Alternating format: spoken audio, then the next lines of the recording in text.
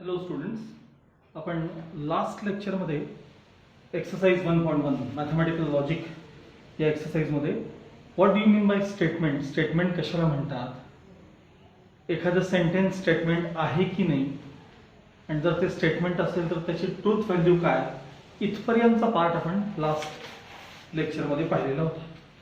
आता यानंतर आपण पाहणार आहोत ते म्हणजे कंपाऊंड स्टेटमेंट, स्टेटमेंटचा पुढचा पार्ट. आता कंपाऊंड स्टेटमेंट म्हणजे काय, what do you mean bye compound statement. तर कंपाऊंड स्टेटमेंट म्हणजे दोन किंवा दोनपेक्षा जास्त स्टेटमेंट्स जेव्हा एखाद्या पर्टिक्युलर वर्डनं किंवा एखाद्या फ्रेजनं किंवा एखाद्या सिम्बॉलनं जर दोन स्टेटमेंट्स कनेक्ट केले असतील, कंबाईन केलेले असतील, तर अशा स्टेटमेंट्सना कंपाऊंड स्टेटमेंट्स असं म्हणतात. आणि ते दोन स्टेटमेंट्स जोडण्याकरता जे टर्म्स वापरलेले असतात, जे अल्फाबेट वापरलेले असतात, त्यांना आपण म्हणतो logical connectives. Logical connectives, even त्यांना ऑपरेटर्स असं देखील म्हणतात, पण मोस्टली वापरला जाणारा शब्द आहे तो कनेक्टिव्स. असे आपल्याकडे एकूण 5 लॉजिकल कनेक्टिव्स आहेत. And, or, not, if, dash dash dash dash, then, if and only if, असे एकूण आपल्याकडे 5 लॉजिकल कनेक्टिव्स आहेत. यांचेच ते सिम्बॉल्स आहेत इथं दाखवलेले. अँड करता हा जो सिम्बॉल वापरतात त्याला इंटरसेक्शन असं म्हणतात. त्या सिम्बॉलला इंटरसेक्शन असं म्हणतात. या सिम्बॉलला युनियन असं म्हणतात, युनियन. नॉट करता जो सिम्बॉल आहे आपण सिमिलॅरिटीत वापरतो बघा, तसा ह्याला निगेशन असं म्हणतात. या सिम्बॉलला नॉट किंवा निगेशन असं म्हणतात. इफ देन करता जो सिम्बॉल वापरतात तो एकाच डिरेक्शन मध्ये असलेला एरो वापरतात, एरो. ह्याला इम्प्लिकेशन, इम्प्लाइज दॅट असं देखील म्हणतात. सुरुवातीला आवड वाटतं म्हणजे फार सोपं आहे, काळजी करू नका. आणि इफ अँड ओनली इफ असं स्टेटमेंट असतं, ते बोथ वे कंडिशन असते, बोथ वे. आपण एक एक पार्ट बघताना सगळं शिकू, काळजी करू नका. ह्याला both way condition, if and only if, त्याकरता हे अब्रिव्हिएशन आहे IFF. दोन्ही बाजूला एरो असलेला त्याला हा सिम्बॉल वापरतात. आता जेव्हा तुम्ही दोन स्टेटमेंट्स अँड जोडता तेव्हा ते जे स्टेटमेंट तयार झालं असतं त्याला म्हणतात conjunction of two statements. Conjunction काय म्हणतात त्याला, कंजंक्शन.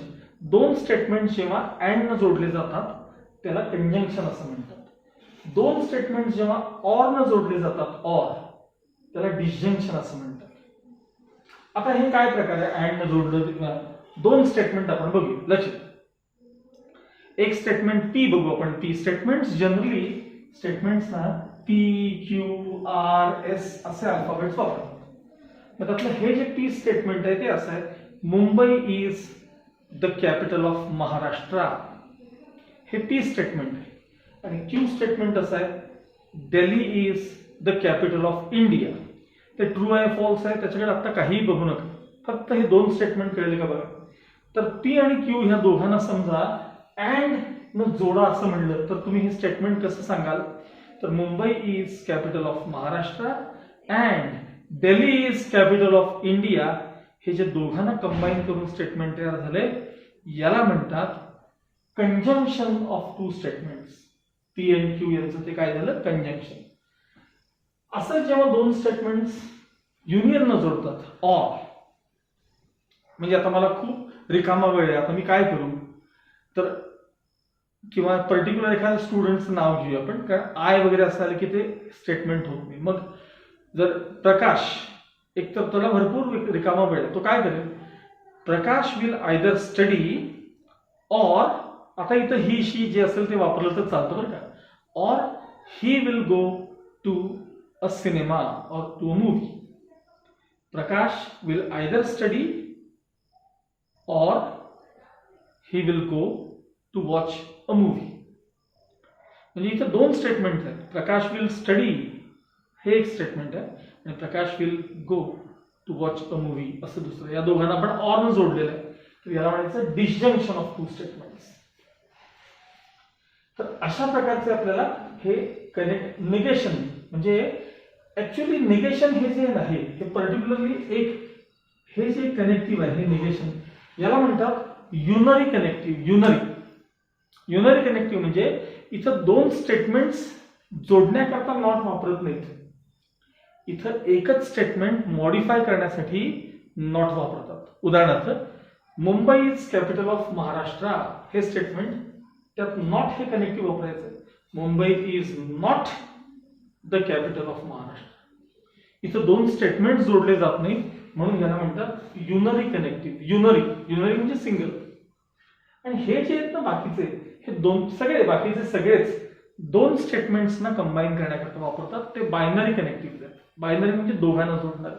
युनरी म्हणजे एकालाच मॉडिफाय करणारा. जोडणारा शब्द नाही वापरत आहे मी. एकाच स्टेटमेंटला मॉडिफाय करतं हे निगेशनचं स्टेटमेंट. आता असंच if then for example if you work hard then you will succeed. If then न जोडलेलं स्टेटमेंट आहे. इफ अँड ओनली इफ म्हणजे बोथ वे कंडिशन लागते त्याला. आता मगाशी म्हणलं ना if you work hard then you will succeed ह्याला बोथ वे कंडिशन लागत नाही. हार्डवर्क केलं तर सक्सेस मिळेल मान्य आहे पण सक्सेस मिळण्यासाठी हार्डवर्कच केलं पाहिजे असं कोणी सांगितलंय. काही जण असतात बघा काही न करता वर्षभर अभ्यास न करता कॉपी करून सक्सेसफुल होतात. तर त्यांनी हार्डवर्क न करता सक्सेसफुल झाले की नाही ते जाऊ दे आपला तो भाग नाहीये. पण वन वे कंडिशन लागते लक्षात. आणि इथं टू वे कंडिशन म्हणजे कशी इफ देन आणि देन इफ अशी ती कंडिशन असते. एक उदाहरण हा जो ट्रायंगल आहे त्याचे प्रत्येक अँगल 60 डिग्री आहे आणि हा जो ट्रायंगल आहे त्याच्या तिन्ही साइड्स कॉन्ग्रुएंट आहेत. खरं तर या दोन्ही फिगरमध्ये तसं काहीच फरक नाही कारण हाही इक्विलॅटरल ट्रायंगल आहे हा पण इक्विलॅटरल ट्रायंगल. पण ह्याला मी काय म्हणतोय बघा या ट्रायंगलचे सगळे अँगल्स इक्वल आहेत की नाही. मग तो equiangular all angles are congruent. आणि इथं काय सांगा ऑल साइड्स आर कॉन्ग्रुएंट. बघा मग if a triangle is equiangular then it is equilateral. A triangle is equilateral if and only if it is equiangular. A triangle is equilateral if and only if it is equiangular. अरे इक्विअँग्युलर असेल तर तो equilateral असतो आणि equilateral असेल तर तो इक्विअँग्युलर पण असतो ना. बोथ वे कंडिशन ज्यावेळी सॅटिस्फाय होते त्याला म्हणतात बाय कंडिशनल किंवा डबल इम्प्लिकेशन. इम्प्लिकेशनचा अर्थ कंडिशन अट असते if dash dash dash then. तर अशा प्रकारचे आपण कनेक्टिव्ह ह्याच्यामध्ये पाहणार आहोत. आता हे जे अँड हे जे पहिलं कनेक्टिव्ह आहे की नाही अँड त्याकरता हा जो सिम्बॉल वापरलाय तो सिम्बॉल अँड शिवाय आणखी काही क्वचित शब्द येतात. ते म्हणजे कधी कधी तुम्हाला अँडच्या ऐवजी बट बघायला मिळतं. बट म्हणजे तिथं ते बट वापरणं कन्व्हिनियंट असतं. उदाहरणार्थ बघा it is cloudy and it is not raining. Cloudy आहे पण पाऊस पडत नाही. हे it is cloudy and it is not raining पेक्षा अँड पेक्षा बट वापरणं जास्त योग्य आहे की सांगा. It is cloudy but it is not raining. Cloudy आहे पण पाऊस पडत नाही. मग अँडच्या जागी काही वेळेला असे वेगळे कनेक्टिव्ह देखील वापरले जातात. काही वेळेला and, yet, but, though, although अशा प्रकारचे अजून एक 2-4 कनेक्टिव्ह शब्द तिथं काही वेळेला तुम्हाला पाहायला मिळेल. अँडच्या जागी त्याची लिस्ट पुस्तकात आहे ती तुम्हाला ते दाखवणार आहे. मार्क करून घ्यायचं आहे आपल्याला. ओके.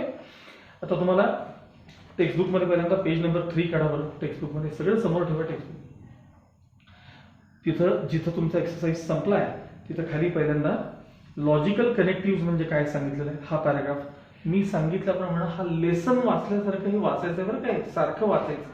लॉजिकल कनेक्टिव्ह म्हणजे काय हा पॅराग्राफ वाचून बघायचा. खाली काही सेंटेन्सेस तुम्हाला दिलेले आहेत म्हणजे कसं 2 sentences and or if then जोडले जातात ह्याकरता काही एक्झाम्पल दिले. मग थोडं पुढे गेल्यानंतर तुम्हाला कंपाऊंड स्टेटमेंट म्हणजे काय ते सांगितलंय. मगाशी तुम्हाला सगळं सांगितलं कंपाऊंड स्टेटमेंट म्हणजे काय. नंतर खाली तुम्हाला एक टेबल दाखवलंय 1.1 आणि त्यामध्ये लॉजिकल कनेक्टिव्ह कोणते कोणते आहेत त्याची लिस्ट तुम्हाला करून दाखवलेली आहे. आणि आता नेक्स्ट पेजवरती पेज नंबर 4 पहिलं स्टेटमेंट तुम्हाला पहिलं एक आपलं हे जे एक नंबर मी दाखवला आहे ते कंजंक्शन म्हणजे अँडचा सिम्बॉल पण दाखवलाय तुम्हाला, याचं एक्सप्लेनेशन तुम्हाला दिलेलं आहे. तिथं एक्झाम्पल पण दिले बघा की पी स्टेटमेंट फॉर एक्झाम्पल मिळालं का बघा, हे वाचायचं सगळ्यांनी. पी स्टेटमेंट आहे √2 इज अ रॅशनल नंबर आणि खाली क्यू स्टेटमेंट आहे 4 + 3i is a complex number. आणि या दोघांचं कंजंक्शन जर आपण केलं तर ते कसं दिलंय बघा, खाली त्याच पॅराग्राफमध्ये √2 is a rational number and 4 + 3i is a complex number. हे अशा प्रकारे कंजंक्शन तुम्हाला एक्सप्लेन केलं. आता सगळ्यात महत्वाचा पार्ट आहे तो म्हणजे ट्रुथ टेबल. सगळ्यात महत्वाचा पार्ट आहे तो तिथं दाखवलेलं ट्रुथ टेबल ऑफ कंजंक्शन. हा भाग आपल्यासाठी जास्त महत्वाचा आहे, लक्षात आलं.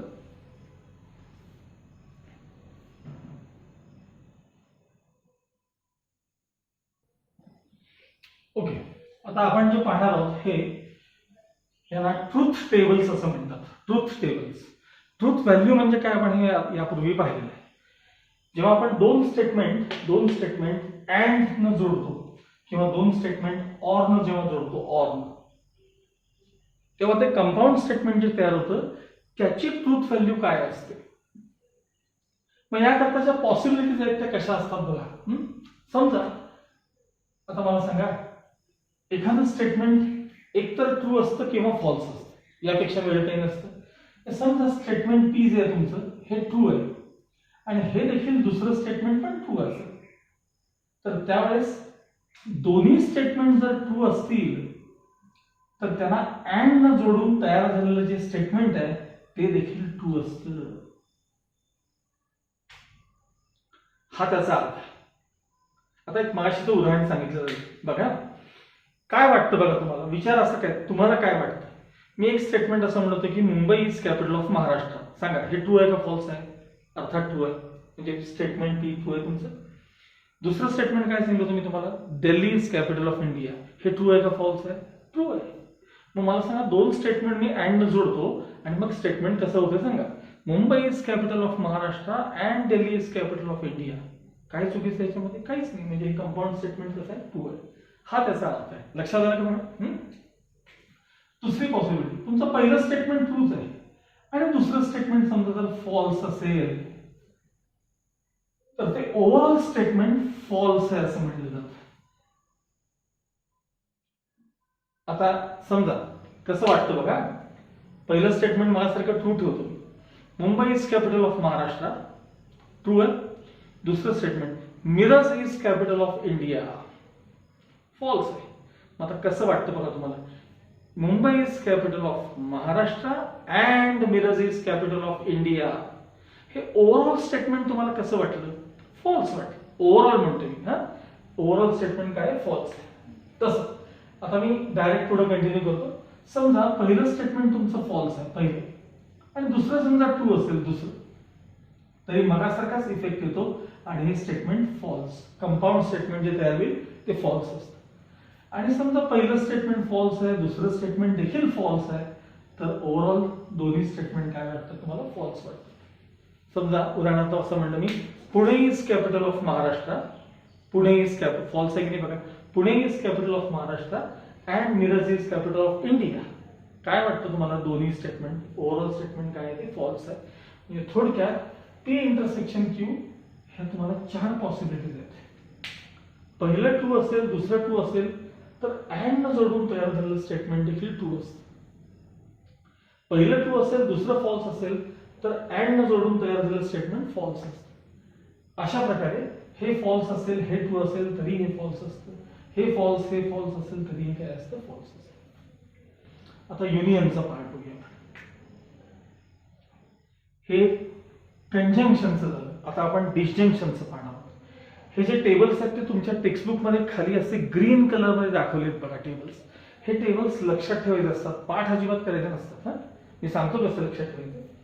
समजा पहिलं स्टेटमेंट ट्रू आहे, दुसरं स्टेटमेंट ट्रू आहे, तर ओव्हरऑल स्टेटमेंट काय असतात तर हे हे ट्रू आहे, हे फॉल्स आहे, तर ते कसं असेल? हे फॉल्स आहे, हे ट्रू आहे, तर ते कसं असेल? आणि पहिलं फॉल्स आहे, दुसरं फॉल्स आहे, तर ते कसं असेल? तर दोन्ही ट्रू स्टेटमेंट असतील तर त्यांचं युनियन देखील काय असतं? ट्रू असतं. आता एखादं ट्रू आणि एखादं फॉल्स आहे तरी देखील ते स्टेटमेंट ट्रू असतं, कंपाऊंड स्टेटमेंट. मी उदाहरण देतो तुम्हाला, कळेल. पहिलं फॉल्स आहे, दुसरं ट्रू आहे आणि ऑर न जोडले असतील तरी ते स्टेटमेंट ट्रू असतं. जर का दोन्ही फॉल्स असतील तर मात्र ते ऑर न जोडलेलं स्टेटमेंट काय असतं? फॉल्स असतं. एक उदाहरण बघूया आपण, म्हणजे तुम्हाला हे कसं येते कळतं, साधारण लॉजिक कसं असतं त्याच्या मागचं ते कळेल. समजा 10 मार्काची आपण एखाद्या वर्गाची टेस्ट घेतलेली आहे, 10 मार्काची टेस्ट घेतली आणि त्यातल्या एखाद्या हुशार, म्हणजे नेहमी व्यवस्थित मार्क्स पाडणारा, हुशार इन द सेन्स अभ्यास चांगला करणारा एखाद्या मुलाला मी बोललो आणि विचारलं, काय रे बाबा तुला किती मार्क्स पडतील? तो मुलगा मला उत्तर कसं देतो ना, सर मला 9 or 10 मार्क्स मिळतील. तो 9 किंवा 10 मार्क्स मिळतील असं तो म्हणाला.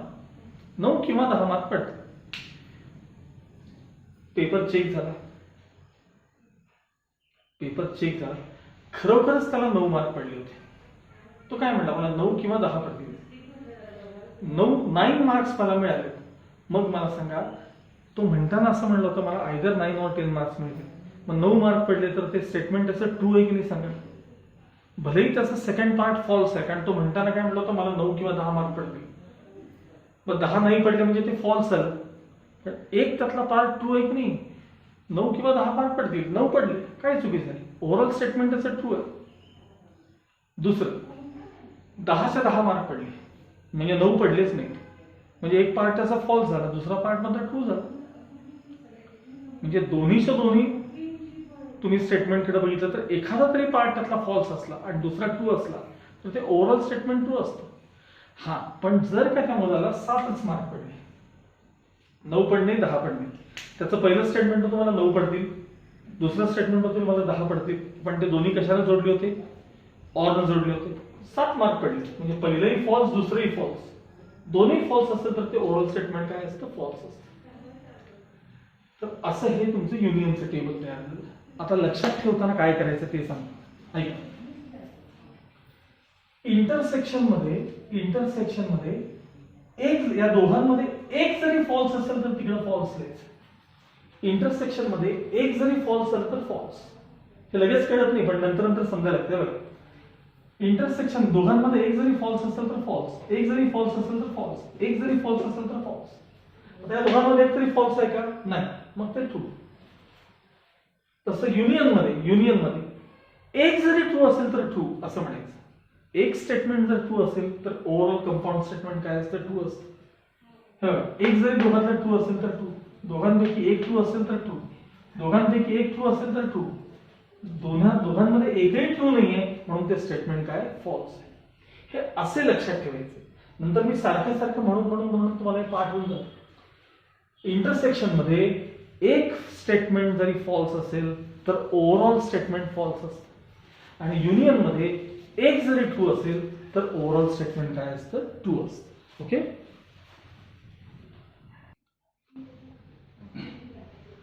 Now let's solve exercise 1.2. या दोघांच्या आधारे आपण एक्सरसाइज 1.2 पाहणार आहोत. पण त्याआधी पेज नंबर 4 बघा. पेज नंबर 4 राईट साइडचा पार्ट, अगदी वरचा पॅराग्राफ बघा, सेकंड नंबर टाकला. Other English words such as but, yet, though, still, moreover, even however त्यात दिलेलं नाही पण हा शब्द वापरतात. Are also used to join two simple statements instead of and. काही वेळेला अँडच्या ऐवजी हे देखील शब्द येतात. But, yet, though, still, moreover, however असे देखील शब्द तुम्हाला काही वेळेला पाहायला मिळतात अँडच्या ऐवजी. लक्षात ठेवा, त्यालाही सिम्बॉल जो येतो आपण तो इंटरसेक्शनचाच वापरायचा असतो. ओके. आता आपण एक्सरसाइज 1.2 पाहणार आहोत. पेज नंबर 6 फर्स्ट क्वेश्चन बघा त्यातला. Express the following statements in symbolic form. Express the following statements in symbolic form. Okay. तुम्हाला एक स्टेटमेंट दिलेलं असतं आणि आपल्याला ते सिम्बॉलिक फॉर्म मध्ये लिहायचं आहे. बघा, first, E is a vowel और 2 + 3 = 5. हेच तुम्हाला सिम्बॉलिक फॉर्म मध्ये लिहायचं आहे. पहिल्यांदा आहे तसं पूर्ण स्टेटमेंट आधी लिहून घ्यायचं. मग त्यातले 2 स्टेटमेंट्स पहिल्यांदा वेगवेगळे करायचे. त्यातल्या एका स्टेटमेंटला आपण पी म्हणायचं. पी काय स्टेटमेंट आहे ना पी, तर E is a vowel, E is a vowel. आणि मग दुसरं स्टेटमेंट आहे त्यातलं क्यू, ते जे स्टेटमेंट आहे क्यू, त्यामध्ये म्हणलंय 2 + 3 = 5. 2 + 3 = 5. ही मॅथमॅटिकल आयडेंटिटी, पण ते स्टेटमेंट होतं. आता मला सांगा, या दोघांच्या मध्ये शब्द कुठला वापरलाय? अँड वापरलाय का ऑर वापरलाय? कोणतं कनेक्टिव्ह वापरलंय? तर बघा, ऑर असं वापरलेलं आहे. ऑर म्हणजे युनियनचा सिम्बॉल. हे झाल्यानंतर खाली लिहायचं symbolic form, SYMBOLIC, symbolic form P union Q, हा झाला सिम्बॉल. बस अशा प्रकारे आपल्याला हा एक्सरसाइज मधले पहिले 5 क्वेश्चन्स करायचे. सांगतो कसे करायचं आहे. सेकंड बघा आता. Second, mango is a fruit but शब्दाकडे लक्ष, but potato is a vegetable. Mango is a fruit हे स्टेटमेंट पी झालं. P statement, mango is a fruit. दुसरं स्टेटमेंट आहे पोटॅटो इज अ व्हेजिटेबल, त्याला क्यू म्हणायचं. आणि मध्ये काय शब्द आलाय बघा, तर तो बट म्हणजे अँडच्या जागी आलेला शब्द आहे. अँडच्या ऐवजी काय काय येतं म्हणून सांगितलं मी तुम्हाला. येट, बट, दो, ऑल्दो असे तिथे शब्द येतात. त्यामुळं हा जो सिम्बॉलिक फॉर्म आहे तो असा असणार आहे. Symbolic form P intersection Q, कारण अँड सारखं ते वापरलं गेलेलं आहे. P intersection Q. लक्षात आलं? Next, third, milk is white और ग्रास इज ग्रीन. सांगा तिथलं पी स्टेटमेंट काय? सांगा P statement, milk is white. Q statement काय? Q statement, grass is green. आणि पुन्हा सिम्बॉलिक फॉर्म काय असणार आहे? तर तो अर्थात पी युनियन क्यू असणार आहे, कारण ऑर न जोडलेला आहे. चौथं, I like playing but not singing. I like playing but not singing. बघा आता हे असं पहिल्यांदा पी स्टेटमेंट बघा. I like playing, I like playing. Q statement असं लिहायचं, आय डोंट किंवा do not like but not singing म्हणले ना तिथं. बट नॉट सिंगिंग म्हणले का बघा, चेक करा. I like playing but not singing. Okay, I like playing, I do not like singing. हे झालं तुमचं क्यू स्टेटमेंट. आणि या दोघांना त्यांनी बट न जोडलेला आहे, त्यामुळे जो सिम्बॉलिक फॉर्म असेल तो असा असणार आहे. Symbolic form is P intersection Q. Okay? Now next.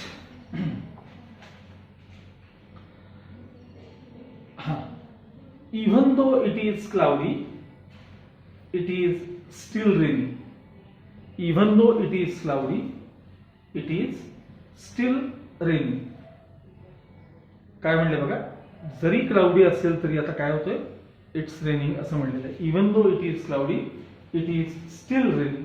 म्हणजे स्टेटमेंट असं आहे, it is still raining, it is still raining even though it is cloudy. It is still raining even though it. आपण आपल्याला कन्व्हिनियंट होईल तसं statement तयार करायचं. सांगा पी स्टेटमेंट काय? सांगा इट इज स्टील रेनिंग,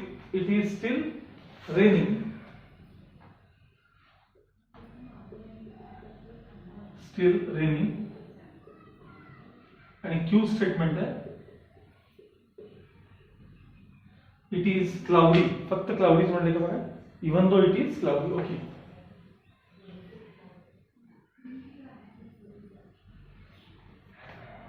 आता सिम्बॉलिक फॉर्म त्याचा जो असणार आहे, सिम्बॉलिक फॉर्म जो असणार आहे तो असा असणार आहे पी इंटरसेक्शन क्यू.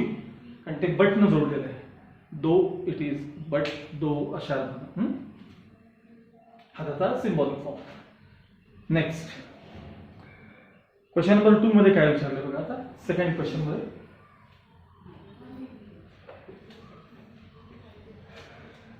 वाचायला का तोपर्यंत क्वेश्चन एकदा सगळ्यांनी बघून घे.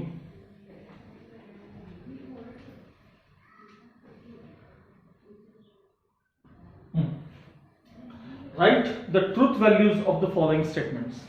आता तुम्हाला ट्रूथ व्हॅल्यू मात्र विचारलेले आहेत. ओके, मग याकरता ते मगाशी टेबल आहेत ना ते तुम्हाला चांगले लक्षात असले पाहिजे. बघा, first earth is a planet and moon is a star असे दोन स्टेटमेंट्स आहेत. बघा, earth is a planet and moon is a star. पहिल्यांदा आपण काय करूया, त्यातले दोन स्टेटमेंट वेगवेगळे करूया. पी स्टेटमेंट काय सांगा, earth is a planet. Earth is a planet. लगेच सांगा त्या स्टेटमेंटची ट्रूथ व्हॅल्यू काय, तर ट्रू आहे का ते फॉल्स आहे. अर्थात अर्थ प्लॅनेट आहे तर त्यामुळे ट्रू हे स्टेटमेंट ट्रू आहे. ब्रॅकेटमध्ये ट्रूथ व्हॅल्यू लिहायची त्याची. आता सेकंड स्टेटमेंट त्यातलं काय, moon is a star. Q statement आहे, मून इज अ स्टार. आता हे स्टेटमेंट फॉल्स आहे. आता का सांगतो तुम्हाला, तर मून स्टार नाही आहे. Moon is a satellite of earth. तर स्टार नाही. स्टार म्हणजे त्याला स्वतःचा प्रकाश असतो. Sun is a star. Sun is the biggest star. त्याच्यापासून इतरांना प्रकाश मिळतो. तो जो मूनला, चंद्राला जो प्रकाश मिळतो तो स्वतःचा नाही आहे, त्याला सूर्य. मग मला सांगा, स्वतःचा जर त्याला प्रकाश असता तर अमावस्या ही कन्सेप्टच आली नसती. तर मून स्टार नाही आहे, मून इज अ सॅटेलाइट. त्यामुळं हे स्टेटमेंट जे आहे ते फॉल्स आहे. आता त्यांनी जे दिलं स्टेटमेंट आहे ते कुठल्या फॉर्म मध्ये आहे, म्हणजे ऑर अँड कशानं जोडले ते, तर earth is a planet and moon is a star. And न जोडलेलं स्टेटमेंट आहे, म्हणजे याचा सिम्बॉलिक फॉर्म आहे. ह्याचा सिम्बॉलिक फॉर्म आहे पी इंटरसेक्शन क्यू. आता आपल्याला ट्रूथ व्हॅल्यू द्यायची त्या कंपाऊंड स्टेटमेंट. ट्रूथ व्हॅल्यू हा सांगा, मला सांगा स्टेटमेंट पी कसं आहे तुमचं, टी आहे. T intersection. क्यू स्टेटमेंट तुमचं कसं आहे सांगा, फॉल्स आहे. मग मला सांगा इज इक्वल टू असं 3 लाईन करायचे. T intersection F. तुम्हाला अजून जर सवय झाली नसेल तर टेबल बघा, ते टेबल इंटरसेक्शन मध्ये टी इंटरसेक्शन एफ चं काय लिहिलं असेल समोर, तर ते एफ लिहिलं असेल. आणि त्याहीपेक्षा मी सांगतो तसं लक्षात ठेवा, इंटरसेक्शन मध्ये एक जरी फॉल्स असेल तर फॉल्स. म्हणून हे ओव्हरऑल स्टेटमेंट जे आहे ते फॉल्स आहे. ओव्हरऑल स्टेटमेंट जे आहे ते काय, फॉल्स आहे. आणि इंटरसेक्शन मध्ये एक जरी फॉल्स असेल तर फॉल्स. युनियन मध्ये एक जरी ट्रू असेल तर ट्रू, आणि इंटरसेक्शन मध्ये एक जरी फॉल्स असेल तरी फॉल्स. अशा प्रकारे आपल्याला हे प्रॉब्लेम्स सोडवायचे असतात. आता क्वेश्चन मग कसा लिहायचा मी तुम्हाला दाखवतो. आता नेक्स्ट सेकंड बघूया आपण. ठीक, सांगा पी स्टेटमेंट. पहिले आपण क्वेश्चन वाचूया. 16 is an even number and 8 is a perfect square. पहिलं स्टेटमेंट पी काय आहे सांगा, पी स्टेटमेंट. तर 16 इज अन इव्हन नंबर. मला लगेच त्याची ट्रूथ व्हॅल्यू सांगायची. 16 नंबर इव्हन आहे की नाही, आहे, म्हणजे ट्रू आहे. क्यू स्टेटमेंट त्यांचं काय सांगा, Q statement 8 is a perfect square. 8 is a perfect square हे स्टेटमेंट कसं आहे सांगा, फॉल्स आहे. 8 हा नंबर परफेक्ट स्क्वेअर आहे का, नाही. सिम्बॉलिक फॉर्म काय त्याचा आहे बघा, सिम्बॉलिक फॉर्म आहे तसं लिहायचं, मी शॉर्ट मध्ये लिहितोय. सिम्बॉलिक फॉर्म सांगा काय आहे, पी इंटरसेक्शन क्यू आहे. मध्ये अँड वापरले त्यांनी, अँड कनेक्टिव्ह म्हणजे इंटरसेक्शन. मग त्याची ट्रूथ व्हॅल्यू काय असणार आहे, ट्रूथ व्हॅल्यू त्याची काय असणार आहे सांगा. स्टेटमेंट पी कसं आहे, ट्रू आहे. इंटरसेक्शन स्टेटमेंट क्यू कसं आहे, फॉल्स आहे. इंटरसेक्शन मध्ये एक जरी फॉल्स असेल तरी फॉल्स. म्हणजे या प्रकारे त्याची ट्रूथ व्हॅल्यू काय लिहायची आपल्याला, फॉल्स अशी लिहायची. लक्षात आलं. Third question. A quadratic equation has 2 distinct roots or 6 has 3 prime factors. A quadratic equation has 2 distinct roots. प्रत्येक quadratic equation ला 2 रूट्स असतात. आता एक शब्द खरं तर चुकलाय तिथं, डिस्टिंक्ट रूट म्हणले, काही वेळेला सेम रूट्स पण असतात काही वेळेला, पण ठीक आहे. ओव्हरऑल जनरली आपण एखादं क्वाड्रॅटिक इक्वेशन सोडवलं की त्याला 2 रूट्स येतात, त्यामुळे पहिलं स्टेटमेंट तुमचं ट्रू आहे. पहिलं स्टेटमेंट कसं आहे तुमचं? ट्रू आहे. A quadratic equation has 2 distinct roots. ठीक आहे. आणि 6 हॅज 3 प्राईम फॅक्टर्स. हे स्टेटमेंट पी आहे बरं का तुमचं. आणि क्यू स्टेटमेंट जे आहे ते काय आहे सांगा? 6 हॅज 3 प्राईम फॅक्टर्स. आता मला सांगा, नंबर 6 चे जर तुम्ही प्राईम फॅक्टर्स जर काढले तर ते फक्त 2 into 3, फार तर फार मी into 1 घेतो. चला आता मला सांगा, 6 चे जे प्राईम फॅक्टर्स आहेत प्राईम, तर 2 हा नंबर प्राईम आहे, 3 हा नंबर प्राईम आहे, पण 1 हा नंबर प्राईम आहे का? नाही. 1 हा प्राईम पण नाही आणि कॉम्पोजिट पण नाही आहे. त्यामुळं तुमचं पुन्हा एकदा सेकंड स्टेटमेंट जे आहे ते फॉल्स स्टेटमेंट आहे. म्हणजे पहिलं ट्रू आहे, दुसरं फॉल्स आहे. याच्यासारख्याच त्याची इंटरसेक्शनची व्हॅल्यू काय असणार आहे? ती फॉल्स असणार आहे. And now the last, the Himalayas are the highest mountains but, म्हणजे अँड न जोडले, but they are part of India in north east. पहिलं पी स्टेटमेंट आहे, Himalayas are the highest mountains. True, highest mountains आहे. They are the part of India in north east. आता थोडंसं geography त्याला यावं लागतं. जर तुम्ही जर मॅप पाहिला तर नॉर्थ ईस्ट साईडला तुम्हाला हिमालयन रेंजेस पाहायला मिळतील. म्हणजे हे दुसरं स्टेटमेंट देखील ट्रू आहे बरं का. ठीक आहे. हिमालयाज आर हायेस्ट माउंटन हे स्टेटमेंट पी आहे आणि ते ट्रू आहे. दे आर किंवा Himalayas are the part of India in north east हे देखील स्टेटमेंट ट्रू आहे. मग जर दोन्ही ट्रू असतील, पी स्टेटमेंट तुमचं ट्रू आहे बघा. स्टेटमेंट पी कसं आहे? ट्रू आहे. क्यू देखील ट्रू आहे, हे देखील स्टेटमेंट ट्रू आहे. सिम्बॉलिक फॉर्म आहे पी इंटरसेक्शन क्यू, कारण अँड न जोडले.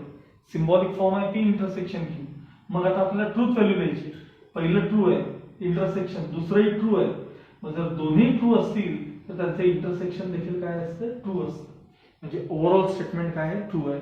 आणि हे कळायचं असेल लास्ट स्टेप, तर त्यासाठी काय करा, ते ट्रूथ टेबल्स मगाशी मी जे 2 करून दाखवले किंवा तुमच्या टेक्स्टबुक मध्ये ते ग्रीन कलर मध्ये दाखवलेत बघा तुम्हाला, हे टेबल्स चांगले लक्षात ठेवा.